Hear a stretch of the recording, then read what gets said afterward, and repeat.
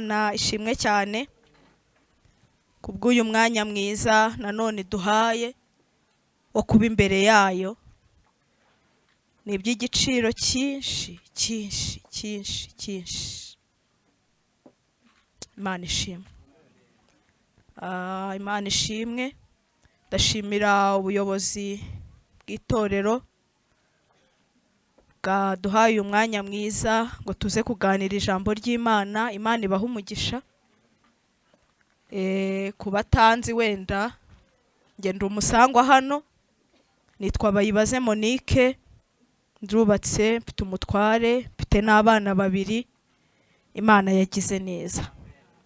Hanyuma twihuse katuganire ijambo ry'Imana.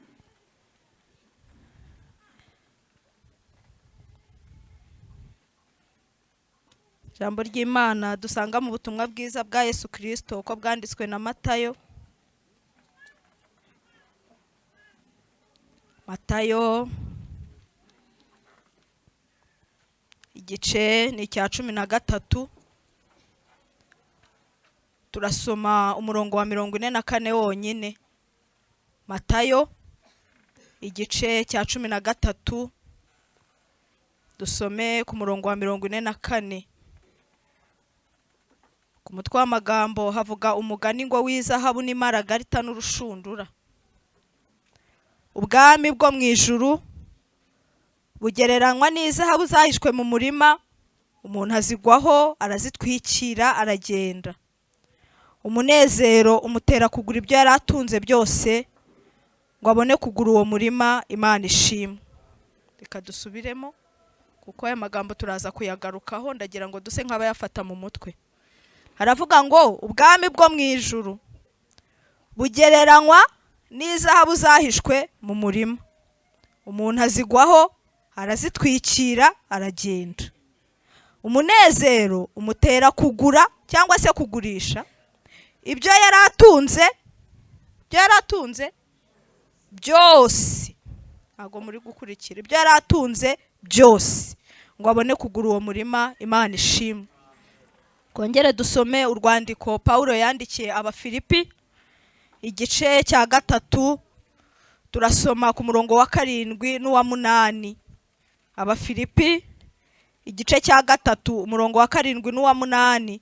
Umutwe w'amagambo uravuga ngo guhomba iby'isi kubwo gutunga Kristo.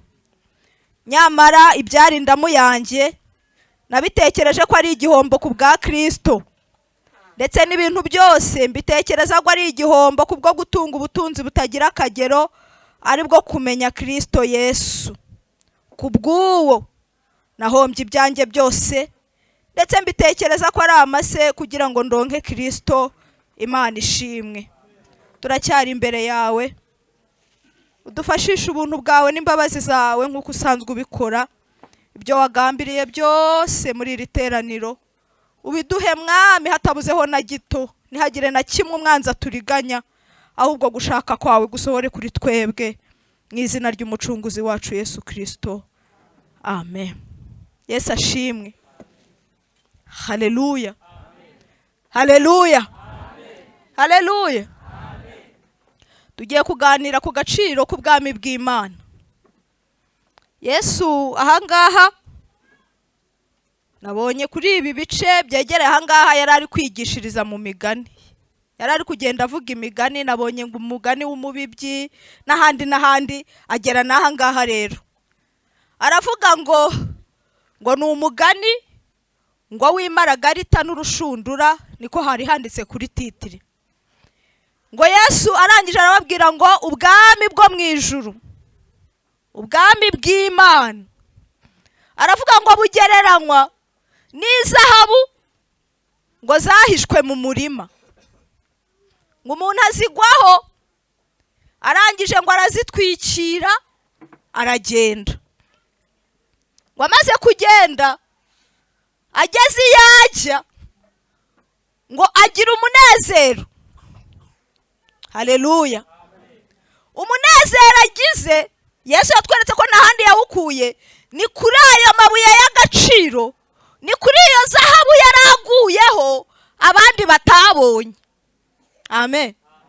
Ngo amaze kuyigwaho ngo agatwikira akagenda, ngo ageze iwe ngo umunezero wo kwishimira ko abonye imari ihenze kandi abandi batayibonye, ngo umutera kugurisha, ngo aragurisha, ngo ntiyasigaza na kimwe, ngo agurisha ibyo atunze byose kugira ngo abone wa murimo. Haleluya, Yesu ashimwe.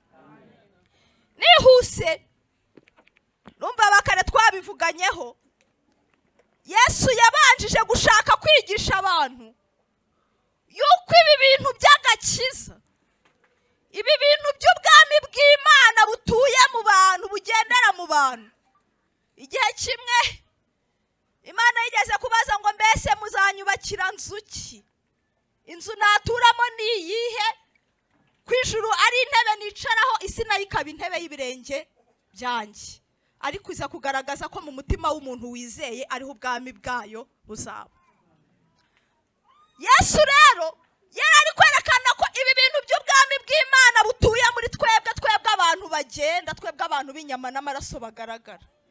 Yari ari kwerekana ko Imana aho yabihishe, aho yabipfunyitse, aho yabibitse, yabishyize muri ambaraje, yabishyize muri kado idashobora kwatira umuntu wese keretse uwo Imana yashatse kubyereka.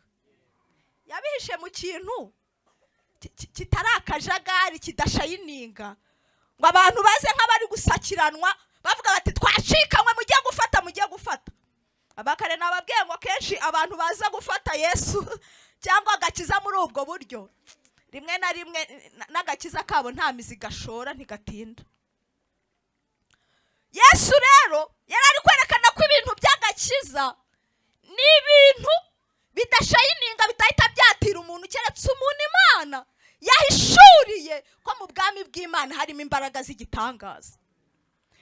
Nababwiye abakare, mu bisanzwe umurima urimo zahabu cyangwa se urimo n'andi mabuye y'agaciro cyangwa se n'amabuye muri rusange, uwo murima akenshi ntabwo wera. Siko tubyemeranyaho? Umurima urimo amabuye y'agaciro, amakoruta n'ibindi bacukura, uwo murima ntabwo ukunda gutanga umusaruro neza, sibyo? Kuko uratera imbuto igashora imizi, yageza ahantu wenda yatanga umusaruro, ya mizi igashora igakubita kuri ya mabuye, igihingwa ntigitanga umusaruro mwiza kuko imizi yabuze aho ishorera ngo igere hasi mu mazi. Nibyo rero nababwiraga ngo kubigaragara uriya murima ntabwo wari umurima wo kwifuzwa. Amen. Ntabwo wari umurima wo kwifuzwa. Nibyo nababwiye ngo Yesu rero yerekanye ko ibintu by'agakiza ari ibintu umuntu wese atakwirukira, ariko uwagize amahirwe yo kubimenya harimo ubutunzi bukomeye cyane, harimo ubutunzi bukomeye cyane buruta ubw'Abanyegiputa batunze bwose. Haleluya. Icya kabiri Yesu yashakaga kwigisha muri uyu mugani, yari ari kwerekana ko gukizwa, kwisanga warakiriye Yesu, kwisanga ibi bintu bigufataho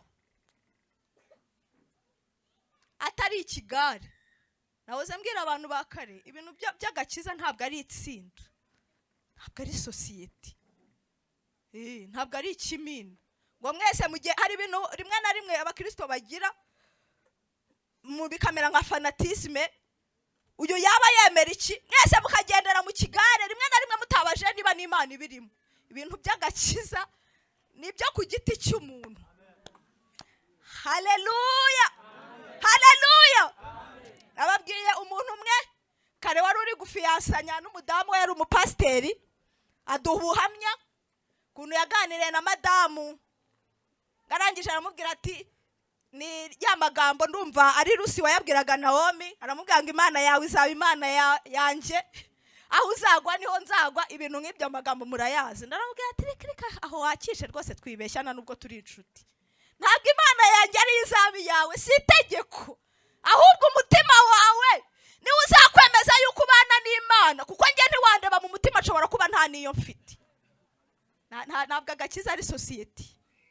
ahubwo ikintu yari ari kwigisha kwisanga ibi bintu byumva ubyakira ukabyemera bitari ukugendera mu kavuyo nk'uko nababwiye, kuba bikurimo ubiviva ari ubuzima utabishidikanyaho ni ubuntu bw'Imana, kuko Yesu yavuze ngo uwo muntu yari ari kugenda, yabavuze ngo awugwaho, ngo yari ari kugenda niba twasomye ngo agwa ku murima. Iyo umuntu agoye ku kintu se murumva ari ibintu aba yapanze, uvuze ngo nagiye ngo kuri iki ngiki, murumva ari ibintu uba waramukanye ngo uvuge ati umunsi ngiye kureba imari aha n'aha. Yesu yari ari kwigisha ko gukubitana na Yesu, gufatwa n'ubwami bw'Imana bikakubamo ukabitunga ni shanse, ni amahirwe aba akugezeho, kuko ni ibintu bihenze umuntu atagira ikintu na kimwe atanga ngo abihabwe. Ni ibintu umubyeyi ataraga umwana we, utamubwira ngo mwana wanjye rero ndabona ubuzima bwanjye buri kurangira, wambaniye neza, wambereye umwizerwa, cyangwa ngo n'umugore abibwira umugabo n'umugabo abibwira umugore, bavuga ati none rero ndagiye, uzafate ya sambi iri bunaka, uzafate ya mazu no kuri konte ngibi, hanyuma nguhaye n'agakiza. Bavuga ati hanyuma rero akira n'ubwami bw'Imana, wamuraga ibindi, wamuhereza ibindi byose bifatika, ariko agakiza gutunga ubwami bw'Imana ni Data wenyine wo mu ijuru ubigena. Rimwe na rimwe hari ikintu abantu bakunda gukora, bakose ngo umuntu w'umupasiteri ngo agira umwana wigize ikirara gutya. Ntabwo pasiteri abyara pasiteri, ntabwo abyara umukristo, abyara umuntu cyo koza kubw'ubuntu bw'Imana, Imana ikazamufata. Yesu ashimwe. Yesu yari ari kwerekana ko gukizwa ibi bintu kugufata bikaba ubuzima bwawe bitari ukubyatura ku munwa gusa, ni Uwiteka ukugirira ubuntu akakubwira ngo nguhaye agakiza. Nta bantu se muba muzi barushye baremerewe, aho gutembaza mu rusengero ngo ature imitwaro ahubwo akajya mu bapfumu.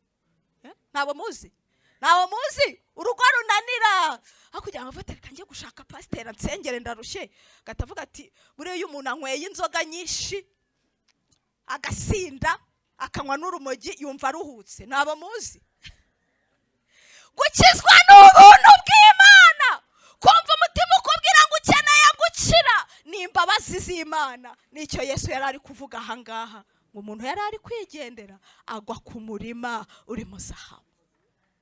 Haleluya. Niba ari hano nigeze kubivuga, ibintu by'agakiza ni ubuntu bw'Imana. Nigeze guturana n'umugabo umwe ahantu, sinzi niba ari hano nabivuze, ari umusinzi umwe mubi uba mu kabari gusa. Noneho nyuma tuza kuva aho ngaho ntitwakomeza gutura muri iyo karitsiye, nza kujya gusura y'abantu, ndi kujyayo mpura nawe, noneho yikoreye ijerekani y'urwagwa. Ari umugabo mwiza ubona ko kabisa ko yigeze kubaho umusirimu, yikoreye urwagwa.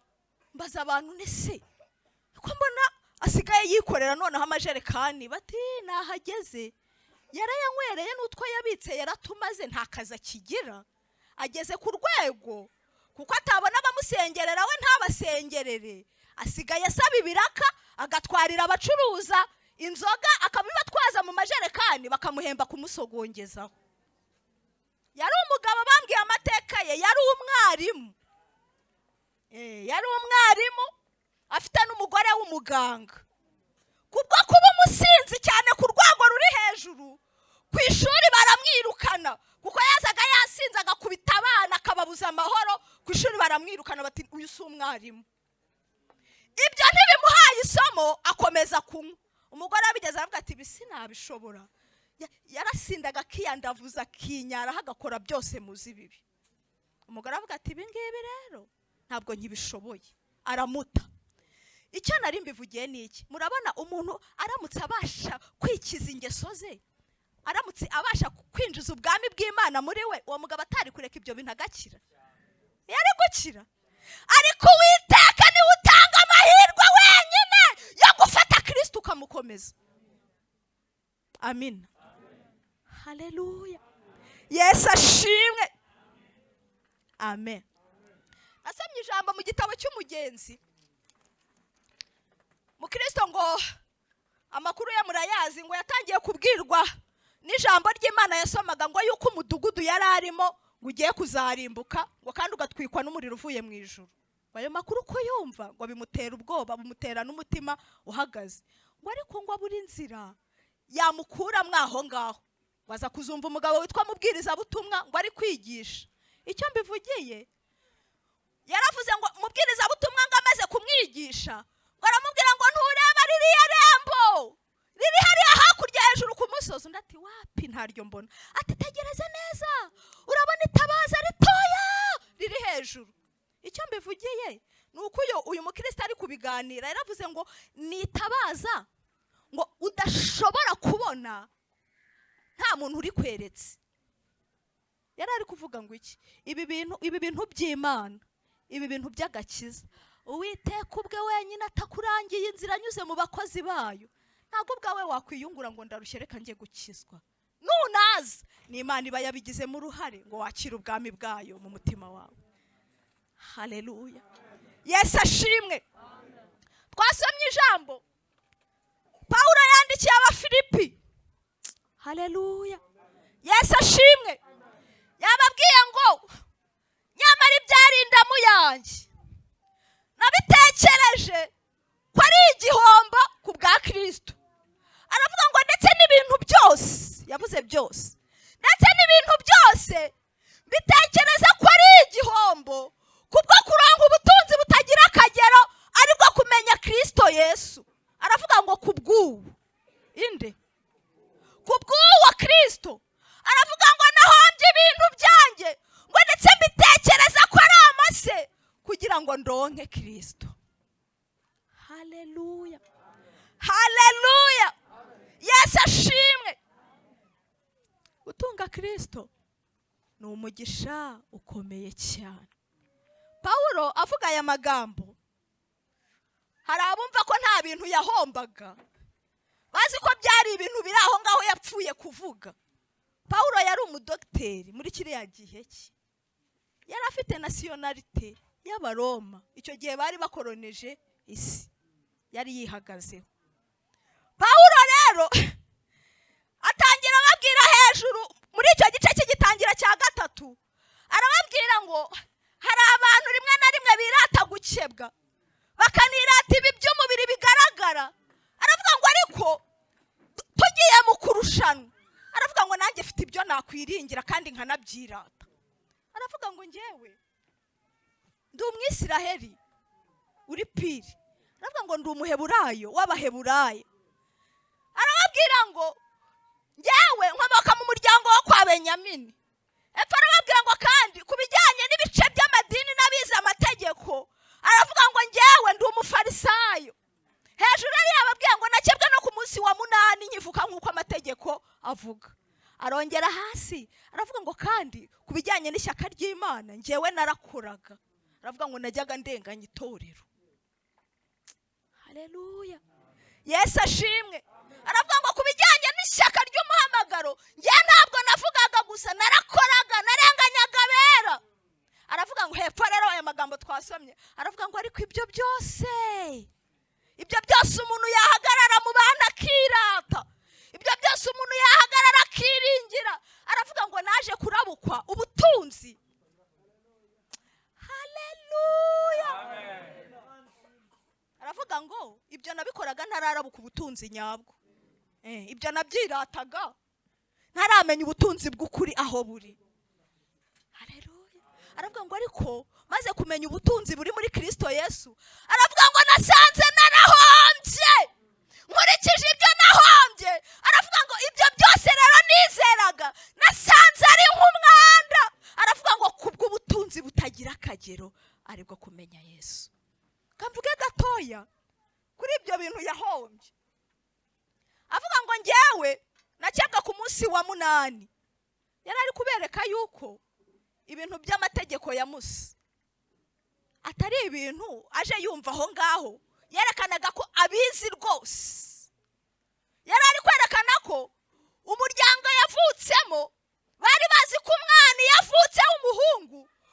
munsi wa munani akebwa. Ni itegeko Imana yari yarahaye kera Aburahamu imusezeranya, iramubwira ngo umwana wese w'umuhungu n'uw'umushyitsi waje iwawe akemera kuhaba, bose ku munsi wa munani bajye babakeba, kibe igihango, kibe isezerano rikomeye rizakurikira ibihe byose. Ubwo rero yari ari kuberekana ko nawe ku munsi wa munani yakebwe nk'uko amategeko ya Musa yarari, yagiraga ngo abereke ko ibintu by'amategeko nawe abizi. Bwa kabiri aravuga ngo njyewe ndi umuheburayo w'abaheburayo, yari kwerekana ko atavangiye, nyine ari umwana uvuka mu baheburayo. Gatatu aravuga ngo njyewe mvuka kwa Benyamini, ndi uwo mu muryango wa Benyamini. Yari ari kwerekana iki? Muzi amateka y'ukuntu Sara amaze gupfa, Aburahamu yaje kubwira umugaragu we ngo ajye gusabira umugeni Isaka, kuko Isaka yari anamaze kuba imfubyi. Noneho Isaka muzi ko yashatse Rebeka akaza kubyara abana babiri, Yakobo na Esawu, ni inkuru muzi. Nyuma rero muzi ko Yakobo yaje kubyara iriya miryango 12 y'Abisirayeli nk'uko mubizi. Amakuru ntimuyazi, ntago nirirwa nyajyamo. Muri abo bana yabyaye rero harimo abayuda n'abandi n'aba Nafutali n'aba Lewi n'abandi. Nyuma rero yaje kubyara Yosefu na Benyamini. Yosefu na Benyamini rero bakaba ari abana bavutse kuri Rasheli wakundwaga na Yakobo. Rasheli yabanje kubura abana, Bareya baribyarira, Babiruha na Bazirupa baribyarira, Rasheli asigaraho. Nyuma rero aza kwinginga Imana izibura inda ye, abyara ubwana mu minsi ya nyuma. Abyara rero ka Yosefu, abyara na Benyamini. Noneho ari kubyara Benyamini ari mu mubabaro, aravuga ati humura ubyaye umuhungu. Aravuga ati mumwite Benoni. Batereka reka mwimwita Benoni, ntabwo ari umwana wo mu mubabaro, niyitwe Benyamini. Noneho rero icyatumye avuga gutyo, muzi amakuru ninjiyemo, muzi ko Yakobo yagiye kwa Labani agakora imyaka 7, bakamuriganya bakamuhareye. Izo nkuru ni muzizi. Bwa kabiri Labani akamubwira ati ntago biba mu muco wacu yuko umuto yashingirwa umukuru ahari, niyo mpamvu twaguhayereye, ongera utende imyaka tuguhe n'uwo wakunze Rasheli. Rero akora iya myaka kubwo gukunda Rasheli. Icyo ari kuvuga rero, Yesu ashimwe, haleluya. Icyo ari kubabwiriramo, yari kubabwira ngo njyewe navutse kuri ka Benyamini, kari agahererezi k'umugore wari inkundwakazi. Yari kuvuga ngo njyewe ntabwo navutse kuri Bareya, sinavutse kuri Babiruha na Bazirupa, njyewe nkomoka ku mwana w'umugore wakundwaga, nkomoka ku mwana w'agahererezi Yakobo yakundaga. Nicyo yavugaga, avuga ko avuka kwa Benyamini. Haleluya. Yari afite ibintu byo kwirata ku bigaragara. Hepfo arababwira ati ku bijyanye n'iby'amadini njyewe ntago nje vuba, ndabizi nabikuriyemo, nigiye ku birenge bya Gamaliyeli, njyewe ndi umufarisayo. Nanjye mfite igice mbarizwamo kiziririza imigenzo, kize n'amategeko ya Musa, njyewe nizi by'amategeko, ndi umufarisayo. Hepfo arababwira ngo kandi ku bijyanye n'iby'ishyaka ry'umurimo w'Imana ntimugire ngo njye naracecetse kugira ngo nerekane ko mfite ishyaka, njye narenganyije itorero. Ibyo murabizi ko nagiye kwaka abatambyi bakuri inzandiko bakansinyira, nanjye nkajya njya gushaka aho abitorero bari nkabagirira nabi. Ayo mateka murayazi. Hepfo rero, haleluya, aravuga ngo ibyo byose rero umuntu ashobora kubakiraho seveye. Murabizi ko hari ibintu tubamo umuntu akabyubakaho kabisa, ukabyibona aranabigendera, akavuga ati ngiye mvuye kwiga hanze, mfite ndugo kwa kanaka, mfite impamyabushobozi y'ikirenga, ndakomeye. Pawulo rero nawe muri icyo gihe cye ibyo byararyaga, byari ibintu abantu barisha. Aravuga ngo ariko rero ibyo nagakwiye kurata nkabibakandagiza. Aravuga ngo nabonye ibindi bibirenzeho, mwebwe ntabwo muramenya ibirenze, njye nabonye ibindi birenze. Aravuga ngo ibyo byose umuntu yakirata amaze kubabwira mfite, aravuga ngo naje gusanga ibindi bibirenzeho. Nabonye ubutunzi bukomeye cyane buhishwe mu kumenya Kristo Yesu. imana ishimwe. Haleluya. Egera ku musozo twasomye ijambo. Haleluya. Yesu ashimwe. Haleluya. Twasomye ijambo riri mu Baheburayo igice cya 11 umurongo wa 24 havuga ku ntwari zo kwizera. Haravuga ngo kwizera ngo niko kwatumye Mose. Amen. Ngo niko kwatumye Mose ubwo yari amaze gukura wanga kwitwa umuhungu w'umukobwa wa Farawo, bahitamo kurengananwa n'ubwoko bw'Imana, ngo kuko ngo yatekereje yuko ngo gutukwa bamuhora Kristo ngo ari ubutunzi bukomeye cyane, ngo buruta bw'Abanyegiputa batunze bwose. Hepfo akavuga ngo kuko yatumbiraga ingororano azagororerwa. Amen. Haleluya. Buriya ushobora kubyumva gutyo ukagira ngo muri Egiputa hari ahantu horoshye. Twiga histoire ndumva twarayize nko mu wa 2 cyangwa mu wa 3. Twiga histoire ya Afrika. Icyo gihe Egiputa yari ikomeye ku rwego rw'isi. Muri kiriya gihe Mose yarari Egiputa bavuga ko ariyo yari ifite igisirikare gikomeye kiri hejuru ku rwego rw'isi. Mose rero yari yaragize umugisha wo kwiga igisirikare, biri no mu byamufashije nubwo Imana yamutumye akaba n'umunyempuhwe, ariko biri mu bintu byamufashije mu gutraininga abazinjira muri Kanani. Yari yarize igisirikare. Ikindi muri Egiputa kuri ruriya rwego b'ibintu byo kubara no kwandika bari babifite, bari barabigezeho. Ikindi bari ku rwego rukomeye ku buryo bw'ubuvuzi, ku buryo umuntu ashobora no gupfa. Bari bafite imiti babasha gutera umurambo w'umuntu ukamara imyaka isaga 100 utari wangirika. Urumva ko bari bakaze mu gihe cyabo. Ariko Mose rero yaragize n'ibyo twakwita umugisha. Muri uwo muryango baramujyana aba nk'umwana wabo arererwayo. Ariko haleluya, ariko ngo amaze kugerayo ngo aza kugira kwizera. Uyu mwanditsi w'Abaheburayo yaravuze ngo kwizera ngo ni ukumenya rwose ibyiringirwa udashidikanya ko bitazaba. Ngo kubwo kwizera ngo abona yuko mu Abisiraheli muzi ko bari abacakara, bari mu buzima bugoye. Ngewe nagereranya n'uriya murima twavuze wagaragaraga kutera ariko hahishemo ubutunzi. Kubigaragara n'amaso Abisiraheli bari bageze habi. Kubigaragara bari barushye, bari bageze habi. Ngo ariko ngo Mose kubwo kwizera, haleluya, kubwo guhishurirwa n'Imana, ngo abona ko muri babacakara ngo hahishemo ubutunzi bukomeye cyane buruta bya bindi nababwiye Abanyegiputa bari batunze. Ngo hepfo impamvu yabivuyeyo bakava muri Egiputa ngo nuko yatumbiraga ingororano azagororerwa. Haleluya. Yesu ashimwe. Ese nibuka Balamu? Yesu ashimwe. Bagiye kuvuma Abisiraheli igihe Baraki yamutumagaho, aramubwira ati rero nsanzwe nzi ko uwuvumye avumika n'usabiye umugisha akawubona. None hari ubwoko bwaje ngo yatumye abagaragu be, aravuga ngo ubwo bwoko numvise ngo numvishe buteye ubwoba ngo kuko aho biri kugera hose buri kugenda bubarigata. Ngo none nguze ubamvumire ndaguha ibiguzi. Bari ubwoko bukomeye. Aramubwira ngo aramuha ibiguzi. Murabizi izo nkuru sinzinjiramo. Ngo Balamu ngo agiye kubavuma, murabizi ko yabahesheje umugisha. Ngo ariko mu gushaka kubavuma Bibiliya iravuga ngo abarebyemo, haleluya, ngo abona ngo habunzemo intare. Aravuga ngo ni intare y'ingore ngo ishikamyemo ngo ibunzemo.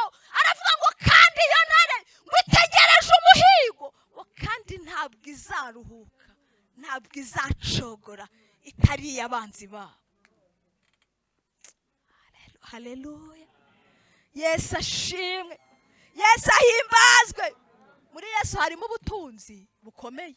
Pawulo yandikira Timoteyo mu rwandiko rwa mbere igice cya 4 umurongo wa 8. Yesu ashimwe. Aravuga ngo Timoteyo, kwitoza ni byiza. Aravuga ngo ariko mugira inama kwitoza k'umubiri kujya kugira umumaro mu bintu bikeya. Wakwitoza ibyo ngibyo ni byiza, ariko ntabwo kugira umumaro mu bintu byose. Aravuga ngo ariko kwitoza kubaha Imana, aravuga ngo kugira umumaro muri byose. Aravuga ngo impamvu gufite umumaro ngo nuko gufite isezerano rya none, ngo kandi kukanagira isezerano ry'ubugingo buzaza nabwo. Ibi bintu turimo by'agakiza, ibi bintu by'ubwami bw'Imana tugihumeka, ubu tubaho, ubu turiho duhumeka bataradushyiraho itaka. Hari ibintu byinshi duhabwa nuko twakiriye Kristo. Ntabwo mbidetaye, murabizi. Hari impfu dusimbuka, hari amapromosiyo duhabwa, hari ubuzima bwiza tugira tubiheshejwe nuko twakiriye Kristo. Ariko icyo nakunze yaravuze ngo uwo mumaro ni uw'ubu ngubu. Aravuga ngo ariko na nyuma y'ubu buzima kwakira agakiza, gutunga ubwami bw'Imana mu mutima wawe bukakugenga. Aravuga ngo bufite isezerano ryambuka imipaka, ritagira ikiritangira, rikubita ibihome n'iminsi, rikinjira na nyuma y'ubu buzima umuntu agihumeka. Muvuge ngo amena. Kubana n'Imana birakora ubu ngubu, ariko na nyuma umuntu atakiriho ibi bintu birafonksiyona. Amen. Rumva twasenga. Haleluya. Mutunga ubwami bw'Imana, mugurishe. Twabonye kuriya muntu amaze kubona uriya murima, abonye iby'agaciro birimo, ngo umutima watumye agurisha byose, umutima watumye ateza byose kugira ngo agure uwo murima. Hari byinshi wita ko ari ubutunzi, ariko Bibiliya igaragaza ko bidafite umumaro.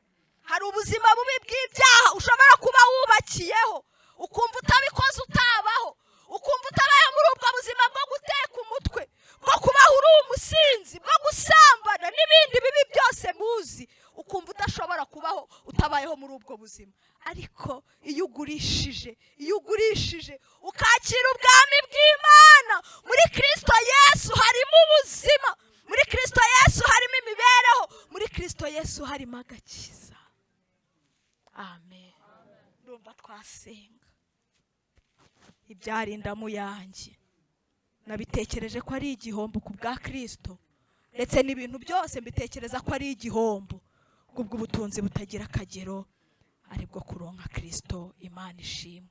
Duhamagare n'ubundi shemu aze adufashe gusengera abantu. Imana duhana umugisha. Muranyemerera dukomere Imana amashi.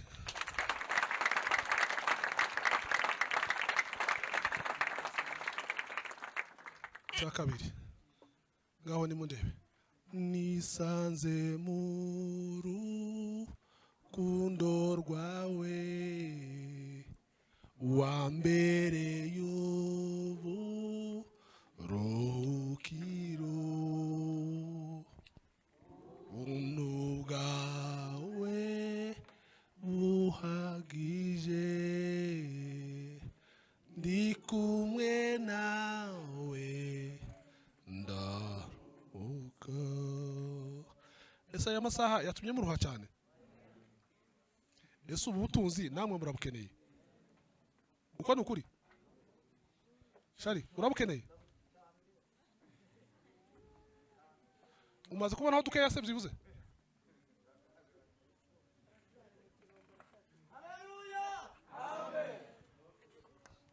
Pasiteri Jean Jacques yigeze gusenga, aravuga ngo ni umurima iyo ugezemo, aravuga ngo uracukura tu, wahura n'ikibazo ugacukura amahoro, wahura n'ikindi kibazo ugacukura ibyishimo, wahura n'akandi kantu ugacukura ibihwanye n'ibyo bikenewe. Muri uwo murima ngo harimo amabuye y'agaciro y'ubwoko bwose, kandi kutabutunga, udatunga uwo murima urabubigizemo uruhare. Ariko iyo mirima ni umurima buri wese yagiraho agace kiwe ugakoraho, ugakora gahwanye n'ikibazo cyose ufite. Kubaho rero udafite uwo murima ntabwo ari kwa kundi ko kuvuga ngo tubayeho mu Rwanda buri muntu wese adafite isambu cyangwa se parcelle. Oya, urawubigizemo uruhare, ariko uwo murima urahari none ahangaha. Nimba ushaka kuwugura ngwino nawe uwugure. Uri hano ku isoko, isoko rirahari rero, twatanze isoko.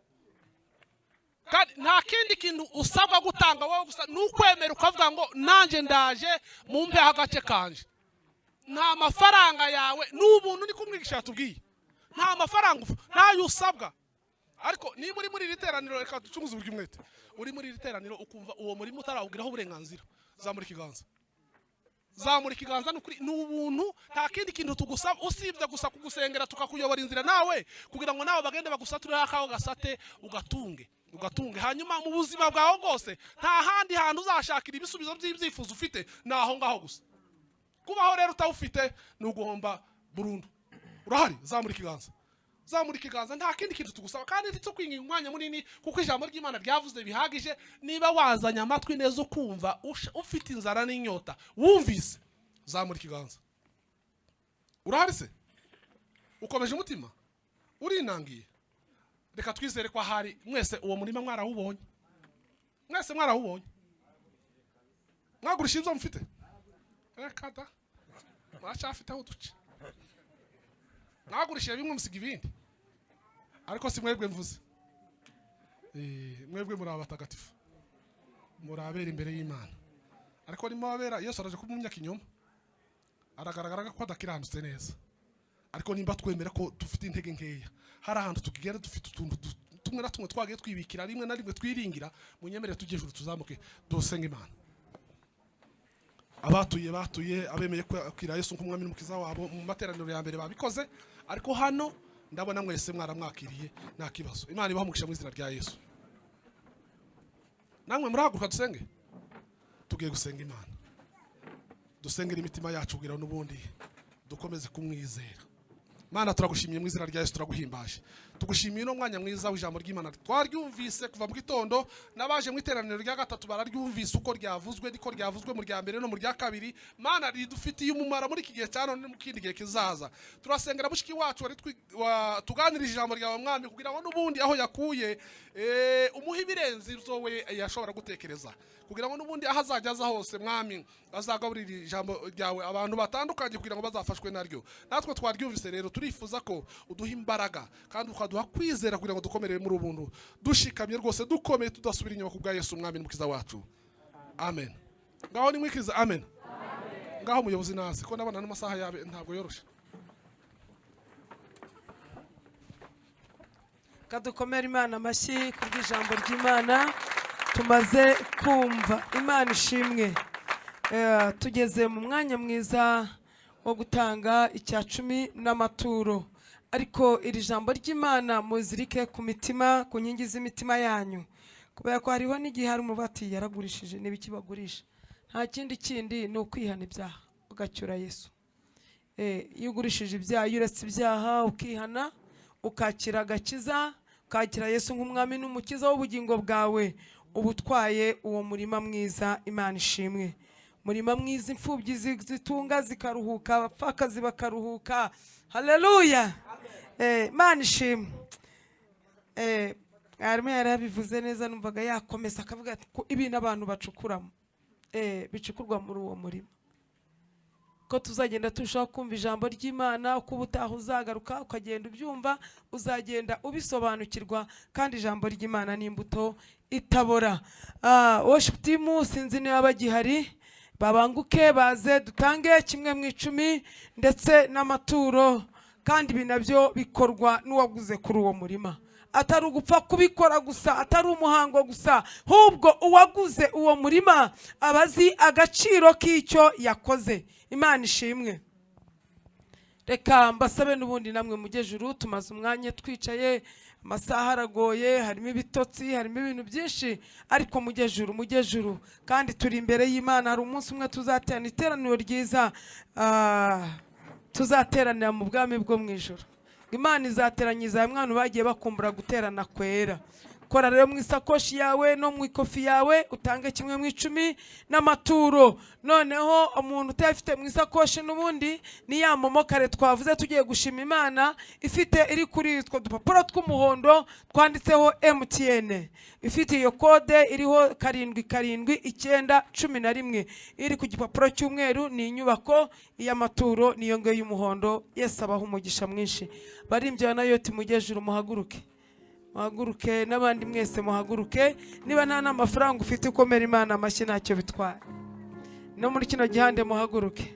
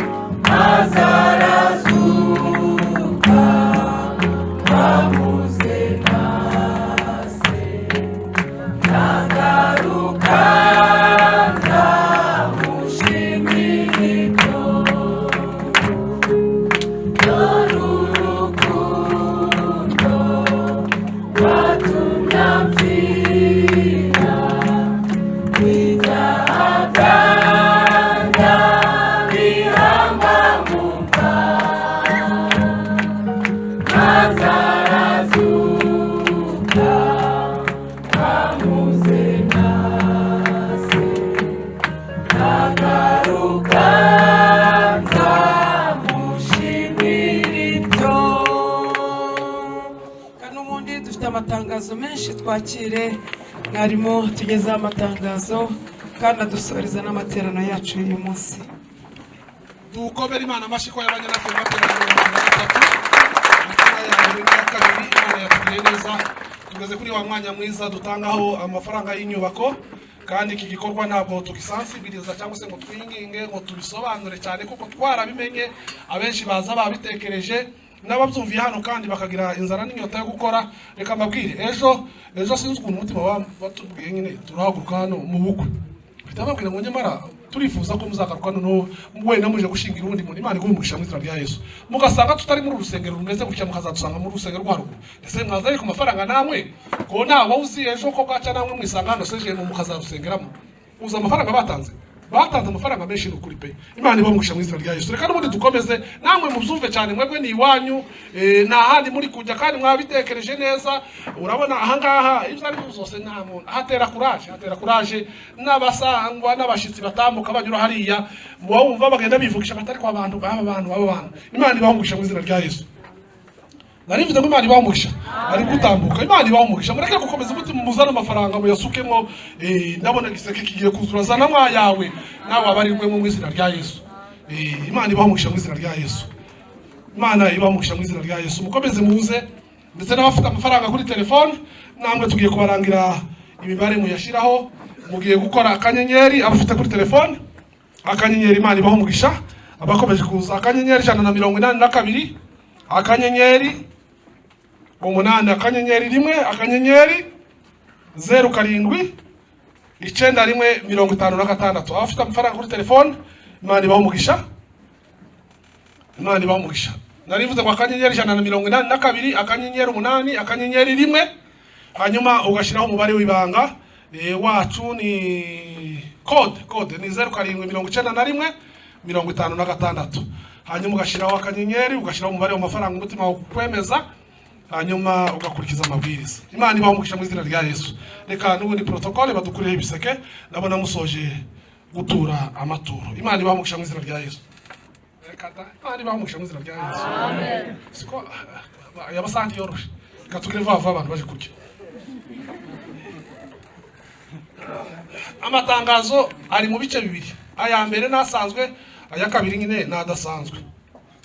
Aya mbere dutangaza buri cyumweru tubabwira ko ku cyumweru tugira amateraniro 3, ariko maze shimire mwese mwateranye muri iteraniro rya 3 ndetse n'ababanye natwe mu materaniro ya mbere n'aya kabiri nka worship team n'aya 3. Imana ibamugisha mu izina rya Yesu. Turashimira umuyobozi wa gahunda, dushimira umwigisha w'ijambo ry'Imana, turashimira mwarimu Damascene ndetse na Rukundo Fabrice n'abandi mwese mwabanye natwe. Imana ibamugisha mu izina rya Yesu. Iteraniro ryose turabasaba umugisha mu izina rya Yesu mukiza. Amen. Kubera kuvuga vuba zose azabwo bicika. Imana ibamugisha mu izina rya Yesu. Amen. Mbarageze ngo ariho nsoza vuba ngo ko ndarwana n'iminota ariko aho nitonde.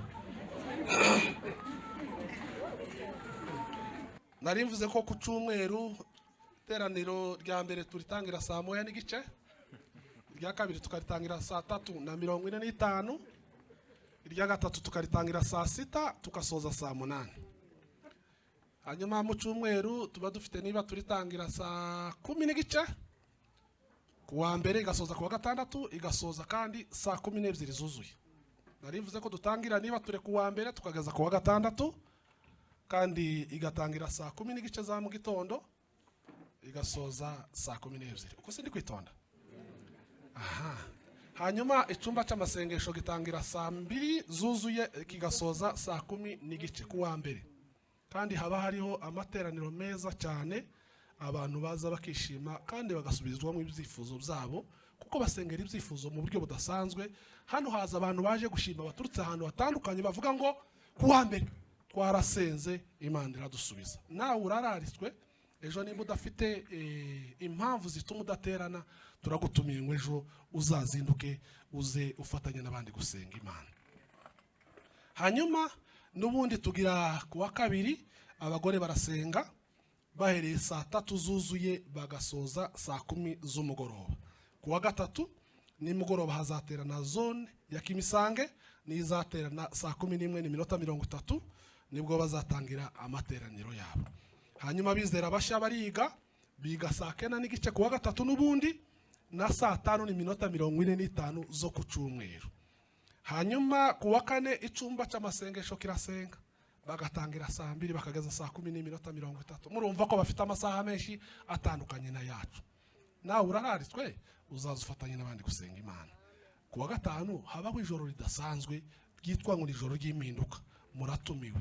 Hazaririmbamo korali Impanda na korali y'abashitsi zaturuka ku Kicukiro. Mu itorero rya Kicukiro yitwa ngo ni Yakini. Impanda iratumiwe kandi bazaze bose hadasigayemo n'umwe Impanda. Hanyuma na korali y'abashitsi bazaturirimbira nyine n'ijambo ry'Imana rizaba rihari, rizavugirwa mu ndirimbo n'abigisha batumiwe bazaba bahari. Hanyuma kuwa kane no kuwa gatandatu twigisha biga gusoma no kwandika ndetse no kubara. Kuwa kane no kuwa gatandatu mwarimu wabo ni Anyese, nimuza muzamusangaho azabafasha. Amatangazo adasa. Tariki ya 26 na tariki ya 27 z'ukwezi kwa 8 2023. Hano ku itorero tuzaba dufite igiterane cyateguwe na korali Impanda gifatanyije hamwe n'itorero. Muri ico giterane tuzaba turi kumwe na korali zaturuka i Rubavu yitwa ngo ni korali Rehoboti, izaturuka i Rubavu kandi iyo korali iririmba neza. Mubwire n'abandi yego tuzashiraho n'amabandero rahari kugira ngo abantu bose babimenye n'uburyo bwose butandukanye bwo kumenyesha abantu ko ico giterane gihari. Turababwiye ngo uzaza kererwa rero birabureba. Kuwa gatandatu azaba ari umuganda 26 tariki 26 azaba ari umuganda, muzatebuke kare kare tuzabakira mu gitondo bazazinduka kare ku buryo tuzabakira. Hanyuma ese tuzatangira kasanga kuwa gatandatu president kuwa gatandatu tuzatangira kasanga saa 8 zuzuye bazaba bamaze kubakira kuko hari uburyo buri special bwo kubakira ku buryo saa 8 tuzaba twicaye mu ntebe. Uzakererwa kuwa gatandatu uwo munsi saa 8 n'akazi kiwe. Hanyuma ku cyumweru n'ubundi nuko nibo tuzabana mu giterane. Hanyuma dukomeje kwitegura n'ubundi umubatizo uzaba tariki ya 2 z'ukwezi kwa 9. Abanyeshuri biga inyigisho barasabwa gukomeza kwitegura neza, kuko tariki ya 29 na tariki ya 30 kugeza kuri 30 bazaba bari mu masengesho kandi azakorerwa hano kwitorera. Abigira umubatizo barasabwa kuzitegura neza. Abakuze bazasenga kuwa 3 guhera saa 3 zuzuye kugera saa 8. Hanyuma itangazo ntatanze mu materaniro yandi, ariko ngiye kurivuga hano namwe murigereze ku bandi. Ubuyobozi bw'itorero buramenyesha amakorari yose na groupe z'amasengesho ko gahunda zijyanye n'amasengesho abera hano ku itorero nijoro. Abantu bose bazajya babanza kubisaba bakabyemererwa kugira ngo abantu bose basenge neza kandi muri gahunda. Ibyo bitewe nuko kuwa 5 hano hari haje kubaka akantu ka desordre, hari amagurupe arenza 5 arimo gusenga, kandi gusenga ni byiza turavyemera, ariko iyo abantu bagize ordre ku buryo bamwe basenga umunsi umwe abandi bagasenga ubundi munsi kugira ngo twese tutavangirana, bamwe bari baje gusohora abandi ngo nitwe benshi ngo nitwe bitera nk'akavuyo, ubona ibintu bigomba kugira ordre. Abantu bakeneye gusenga ari amatsinda bazajya banzanyura hariya muri biro kwa secrétaire, abereka basabye mbere bikurikije iminsi mwifuza bayitange hariho gahunda kugira ngo bigire ordre. Ibyo murumva atari byiza? Nukuri byari bigiye gutera desordre kuwa 5, kandi mu byubahe cyane ntibagasubire kuza gusenga gusa mu kajagare batabimenyesha ubuyobozi bw'itore. Irindi tangazo naryo ni ry'igiterane. None hari ibiterane hano bidasanzwe. Isi yashize. Ibiterane tuzabivamo. Aho ndizozaje kubisoza Yesu yaje. Iki cyumweru guhera mu kandi kanya mu rukerera hariho igiterane gitangira cyitwa ngo ni Diakonia Week. Ese hari namwe ko muranyumva Diakonia? Igiterane cyateguwe n'abadiakoni bafatanyije n'itorero, kiratangira mu kandi kanya mu rukerera saa 10 zuzu, saa 10:30. Kandi reka mvuge gute ndagasurinya nubwo nakanditse ku rubuga, kandi kugira ngo kizagira agaciro nyine kandi ari cy'abadiakoni. Abadiakoni bagomba kuba ba mbere baterana muri nibature, ntabwo bagomba kuba bari babandi uje kuyobora n'uje kwigisha gusa. Bibaye gutyo n'ubundi byaba ari bisanzwe. N'ubundi hariho abadiakoni basanzwe bayobora hano kandi bakigisha birumvikana, ariko kugira ngo bizagira agaciro saa 10:30 mu rukerera, niba babisabye baravuga ngo iki cyumweru cyose barashaka kuzakiyobora kandi bakacigisha, kandi ubuyobozi bw'itorero bwarabemereye. Niyo mpamvu rero tubasaba abadiakoni n'abandi bazaze mwese murebe igiterane cya mbere cy'abadiakoni, Diakonia Week.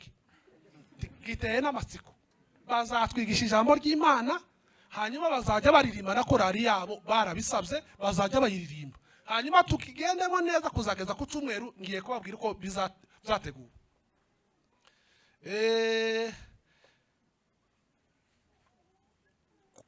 Cyambere nico ndagishoje. Cyakabiri kiravuga ngo kuwa 4 nyuma y'amasengesho yo kwiririrwamo saa 11:30 hazaba amateraniro yo gutangiza igiterane. Tuzaba turi kumwe na korari ebyiri za hano ku itorero ryacu. Iya mbere ni korari Nayoti na korari Hermoni. Kuwa 4 nimugoroba saa 11:30 igiterane nyirizina kizatangira ku mugaragaro nimugoroba, hanyuma tubari nizo korari zombi Nayoti na korari Hermoni. Kuwa 5 nibwo n'ubundi igiterane kizakomereza mu ijoro ry'impinduka, tubane n'impanda ndetse na korari izava ku Kicukiro Shell yitwa ngo ni Yakini. Hanyuma tariki ya 13 rero by'umwihariko tariki ya 13 z'uku kwezi n'ubundi ni ku cyumweru gitaha guhera mu gitondo kugeza nimugoroba tuzaba turi kumwe na korari yitwa ni korari Baraka izaturuka i Nyarugenge. Kandi bazirirwa hano mu materaniro yose ko ari 3, ariko muri concert bazakorana na korari Gosheni gusa. Abantu bazakererwa muzagora protocol, ariko muzayigora ntabwo bazare mu rusengero. Muzaze kare tuzaterane neza kandi tuzagira ibihe byiza na korari Baraka, kandi n'umwigisha arateguwe arabizi twaramumenyesheje. Imana ibamugisha mu izina rya Yesu. Twari tugiye gusoza, ariko reka tubabwira amatangazo adasanzwe yandi. N'utuntu tubiri gusa. Murabona ko twari dufite impapuro enye, ariko n'ubundi haracyabuze iminota 10 kugira ngo amateraniro yacu ku masaha twayapangiye n'ubundi abageze. Dufite abantu bashaka gukora ubukwe kuwa 6. Ntibabishaka gusa, barabiteguye babitugezaho turabyemera. turabaranga bwa mbere, ubu ni umunsi wa nyuma wo kubaranga kugira ngo kuwa gatandatu n'ubundi bazakora ubukwe mukibyemera. Tugiye gusaba niba bakiri mu iteraniro, Hategekimana Eli natambuke. Hategekimana,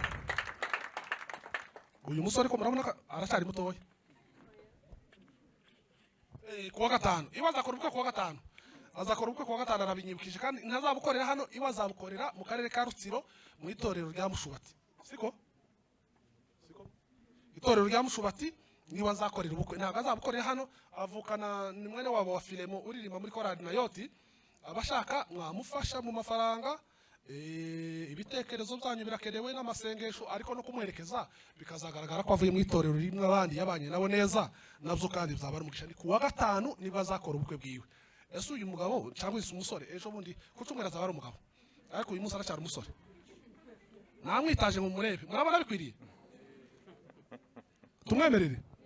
Ngawe namwe mu iteraniro gatatu nimba muzemeye, ngawe nimuzamura ibiganza. Eli babyemeye kuwa gatanu ugende uzakora ubukwe bwiza, Imana izakugire neza. Hanyuma Ngabonziza Jean Claude, ese aracyari mu iteraniro rya gatatu? Tubasanga yatashe ntacyo, twamuranze mu rya mbere no mu rya kabiri. Ni umwana wo kwa Fandezigiye, niwe uzakorera ubukwe hano ku itorero rya CGM kuwa gatandatu. Kuwa gatandatu muzaze kare, muzamubere mu bukwe, muzamushigikire, muzabasengere, inzira zose zikorwa mu bukwe Imana izabaha umugisha nimumufasha mu izina rya Yesu. Hanyuma rero turasoje, nari navuze ko twashimiye umuyobozi wa gahunda n'umwigisha w'ijambo ry'Imana. Dushimiye ko zarinze mu iteraniro rya mbere no mu rya kabiri ndetse no mu rya gatatu, Imana ndetse na Nayoti bihanganye.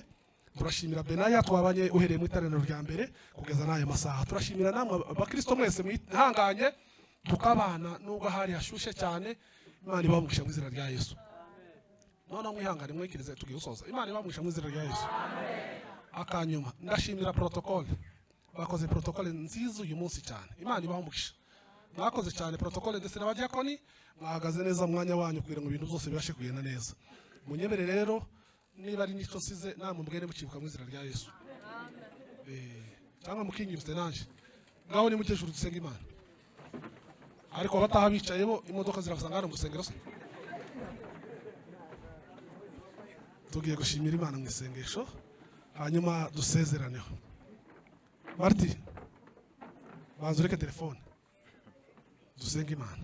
Mana turagushimiye mu izina rya Yesu, turaguhimbaje, turagushimiye ko abanye natwe uhereye masaha ya mu gitondo kugeza kuri uyu mugoroba ya none. Mwami turagushimiye kubw'ijambo ryawe twumvise, turagushimira ndetse n'umuyobozi wa gahunda. Tubasabira umugisha ku Mana kuko bakoze umurimo ukomeye cyane, babaye ibikoresho byawe kandi babaye umuyoboro watugejeho ibyo wifuza. Mwami turagushimiye ko ibyo washatse byose byatugezeho kuko wabidutumyeho mu izina rya Yesu, twabyakiriye.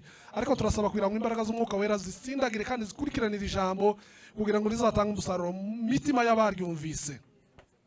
Turasoje rero Mwami, ariko tubaye dusoje gatoya no guhumuza, ariko turakomerezaho mu gitondo. Turagusenza kugira ngo icyumweru cyose Mwami twumvise gifite gahunda nyinshi cyane, ariko turagusaba kugira ngo uzabane natwe muri izo gahunda zose Mwami, uzadushoboze kuzibonekamo neza, tuzahagarare neza mu mwanya udushakamo. Abumvise ijambo ryawe Mwami bose tubasaba umugisha w'Imana kugira ngo ugende na buri wese aho tugiye kugenda Mwami, dusubira mu ngo zacu, abaje barushe kandi baremerewe ari kubabera igisubizo, abaje bakomeretse Mwami n'ubomore, kugira ngo ijambo ryawe ribe rifite agaciro mu mwanya waryo mitima y'abantu baryakiriye. Tugiye kugendagendana na buri wese Mwami, kandi ibyo wifuza n'ibyo ushaka utubera igisubizo cyazo ku bwa Yesu Mwami n'umukiza wacu. Nimujyane n'amahoro y'Imana.